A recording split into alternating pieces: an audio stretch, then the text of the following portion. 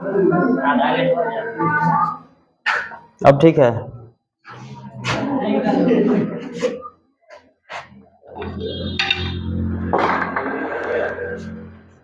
ठीक है।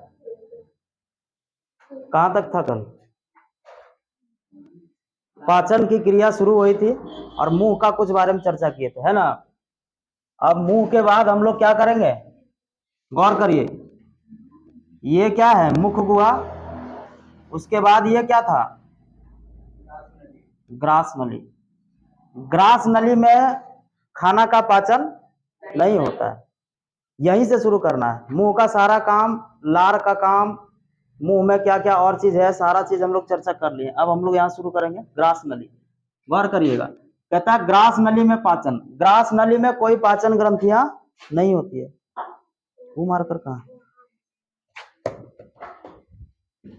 ग्रास नली में कोई पाचक ग्रंथियां नहीं होती है। जब पाचक ग्रंथियां ना है तो वहां पाचन कैसे होगा, हो पाएगा क्या?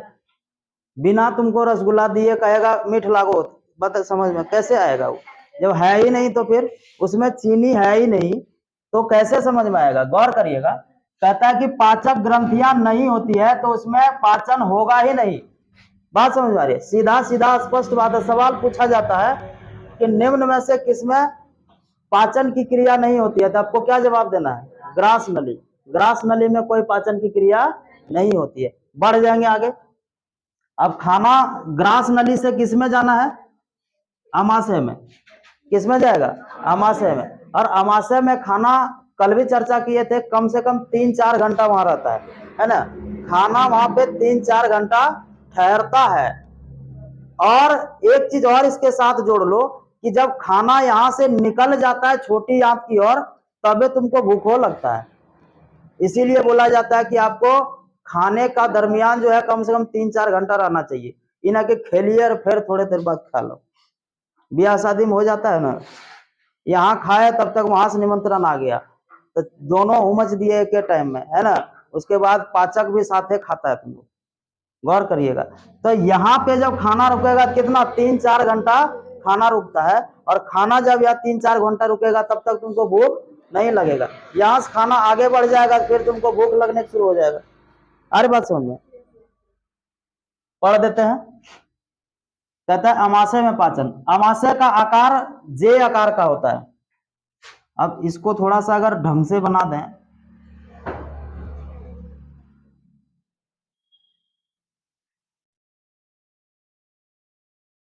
ऐसा कुछ होता है, ठीक है।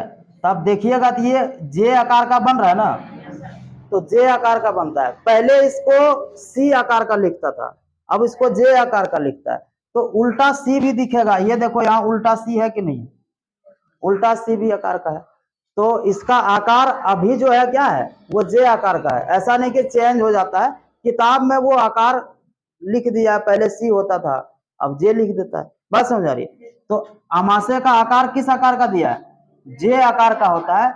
इसमें भोजन क्रमाकुंचन गतियों द्वारा पीसा जाता है। जैसे मंथन होता है, कहाँ पे?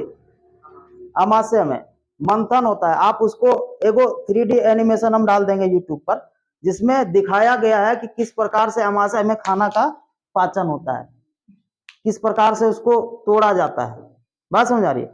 आप उसमें देख सकते हैं। तो क्या है ना कि इसमें अमाशय जे आकार का होता है। इसमें क्रमानुकुंचन से क्या होता है, खाना को पीसा जाता है। बढ़ेंगे, कहता है साथ ही जठर ग्रंथियां। जठर ग्रंथि जो होता है, जठर ग्रंथि कहने का अर्थ है वहां से पेट जो अमाशय है, इस अमाशय के इसमें कुछ ना कुछ ऐसा एंजाइम्स निकलते रहता है जो तुम्हारा खाना का पाचन करता है। समझ में आ रही है? तो वो खाना का पाचन जो करता है उसको हम लोग जठर ग्रंथि। जठर रस निकलता है, वो कहाँ से निकलता है? जठर ग्रंथि से निकलता है। जठर रस कहाँ से निकलता है? जठर ग्रंथि से निकलता है। सवाल पूछता है कि जठर ग्रंथि से जठर रस कहाँ से निकलता है, तो वो जठर रस से निकलता है, जठर ग्रंथि से निकलता है। जठर ग्रंथियां से निकला जठर रस भी इसमें मिलता है। यानी कि अमाशय में पहला काम क्या हुआ, उसमें कर्मानुकुंचन हुआ। दूसरा काम उसमें जठर ग्रंथि से जठर रस मिला, है ना। और जठर रस मिलने के बाद अमाशय की भित्ति में 3 बेलनाकार जठर ग्रंथियां पाई जाती है। आमाशय की जो भित्ति होती है, अंदर की जो दीवार होती है, उस दीवार में क्या पाया जाता है? 3 गो उसमें क्या होता है? 3 जोड़ी बोलते हैं। 3 गो उसमें जठर ग्रंथियां पाई जाती है, और उस जठर ग्रंथि से क्या निकलता है? जठर रस निकलते रहता है, जिसमें से मुख्यतः पूछा जाता है सवाल में, है ना, कि जठर ग्रंथि में मुख्य रूप से क्या होता है? तो ज्यादातर क्या होता है? हाइड्रोक्लोरिक अम्ल होता है। हाइड्रोक्लोरिक अम्ल का पीएच वैल्यू क्या है? 1 होता है। समझ लो कितना हार्ड वो होता होगा, है ना, बहुत ही ज्यादा हार्ड होता है। वो तुम्हारा पेट में है तो सोचो वो क्या करेगा, बहुत खतरनाक होता है। तो HCl निकलता है, हाइड्रोक्लोरिक एंजाइम्स निकलता है, और पेप्सिन निकलता है, और क्या होता है? श्लेष्मा।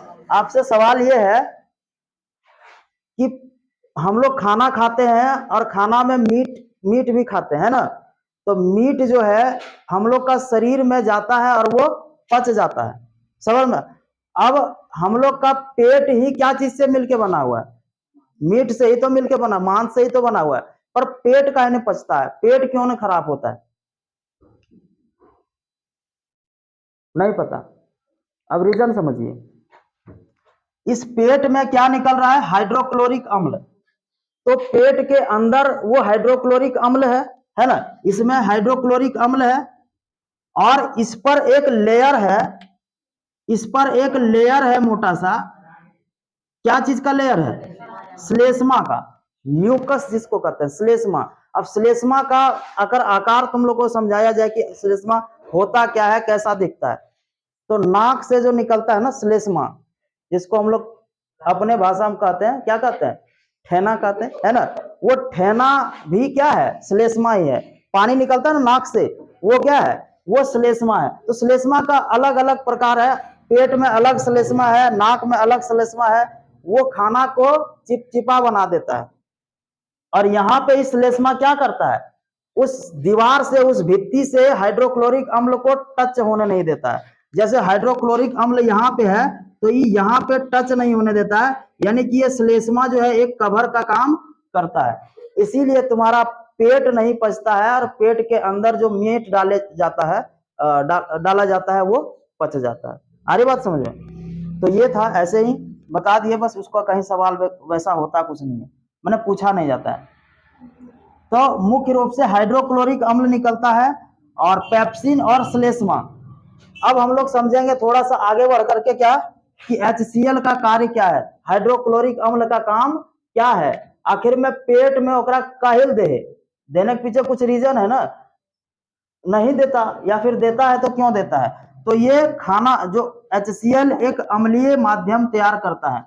खाना जो होता है वो उस खाना को एसिड में बदल देता है, माने अम्लीय बना देता है। बात समझ में आ रही है?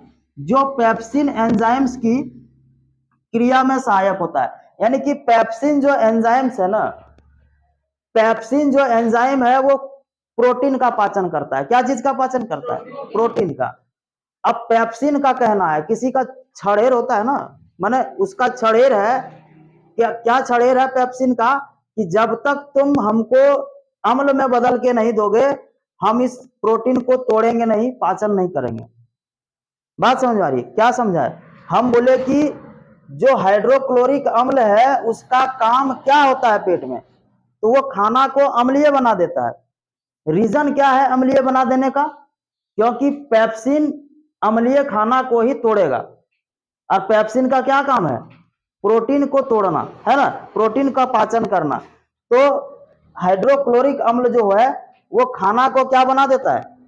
अम्लीय बना देता है। क्या बना देता है? अम्लीय बना देता है, जो पेप्सिन एंजाइम्स की क्रिया में सहायक होता है। आगे, यह भोजन के साथ आए बैक्टीरिया व हानिकारक चीजों को भी नष्ट करता है।